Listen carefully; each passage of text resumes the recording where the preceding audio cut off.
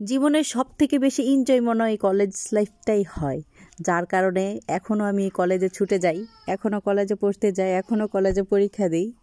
পড়াশোনা আমি এখনও বন্ধ করি নাই, কারণ সংসারের জয় জামালা শেষ করে একমাত্র কলেজে গেলেই মনে হয় আমি এখনও খুব শান্তিতে আছি। তো হ্যালো গাইস, আসসালামু আলাইকুম, কেমন আছো সবাই? দেখো, আমাদের কলেজ আজকে পরীক্ষা ছিল, পরীক্ষা শেষে আমরা সবাই বেরিয়ে পড়েছি। বেরিয়ে পড়ে আমরা খুব দুষ্টামি করতেছি। ওই আমাদের যে দুই বান্ধবীটা দেখো, ওগুলো এত দুষ্ট, কি দুষ্টামি করতেছে দুইটা মিলে একসাথে। এত তাড়াতাড়ি কেমনে পরীক্ষা? এটা হলো আমাদের কলেজ, যেহেতু আমাদের কলেজের পরীক্ষা চলতেছে, আমাদের কলেজ শ্রীপুরে, এটা হলো দলাদিয়া কলেজ। তো পরীক্ষা শেষে আমাদের খুবই ক্ষুধা লেগে গেছে, যার কারণে আমরা একটা হোটেলে ঢুকে গেলাম আর কি খাওয়ার জন্য। এখানে তো বসতে গেছি, এখানে যে কি এক প্রবলেম হইতেছে। আমার বান্ধবীরা সবাই বলতেছে, এই তুই কোথায় যাবি, এই তুই কোথায় যাবি, সবাই খুব দুষ্টামি করতেছি। আবার আমার একটা বান্ধবী একটু প্রেগনেন্ট, ও লড়তে চড়তে পারতেছে না, দেখতেই তো পারতেছেন ওর হাঁটার অবস্থা। যাক, যেরকমই হোক সবাই মিলে বসে গেলাম। এখন তো খুনসুটি শুরু হয়ে গেছে, কে কোনটা খাবি, এইটাই হলো প্রবলেম। ওরা বলতেছে কে কোনটা খাবি, কে কোনটা, আমি বলতেছি কি খাবি বল।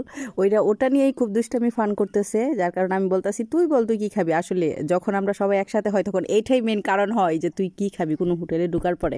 যাক, আমিও বসে বসে ওদের কথাবার্তা শুনতেছিলাম, নিরিবিলি ভাবতেছিলাম ওরা আজকে এরকম করতেছে। আর একজন তো বলতেছে যা তোরাই খা, আমি আর খামুই না। তো আমি বলতেছি এই খাবা না কেন, ওরা খুব দুষ্টামি করতেছে আর কি। যাক, দুষ্টামি এক মুহূর্তে করতে করতে সবাই সিদ্ধান্ত নিলাম সিঙ্গারা। কিন্তু আমি তো হলাম নাছর বান্দা, আমি তো শুধু সিঙ্গারা খাবোই না, আমার সাথে মিষ্টি লাগবেই, কারণ আমি মিষ্টি লাভার, যার কারণে আমি এত ফ্যাটি, কোনোভাবেই শুকাইতে পারি না। যাক, ওরা কেউ মিষ্টি নেবে না, তাই আমি মিষ্টি নিয়ে নিলাম। তাই সিঙ্গারার সাথে মিষ্টি খেয়ে নিলাম। মিষ্টি খাওয়া দাওয়া শেষ, সবাই হাত দিয়ে ধুয়ে এখন চলে যাব বাসার উদ্দেশ্যে। তো বাসার উদ্দেশ্যে বেরিয়ে পড়ার পরে এই দেখো, এটা শ্রীপুর স্টেশন, এখানে একটা রেল চলে আসছে, যেটা ডাইরেক্ট ট্রেন আর কি, রেল লাইনের ডাইরেক্ট ট্রেন। তো ট্রেনটা দেখো কত কত সুন্দর, অপূর্ব সুন্দর। তাই তোমরা ট্রেনটার দৃশ্যটা একটু উপভোগ করে নাও। হ্যাঁ,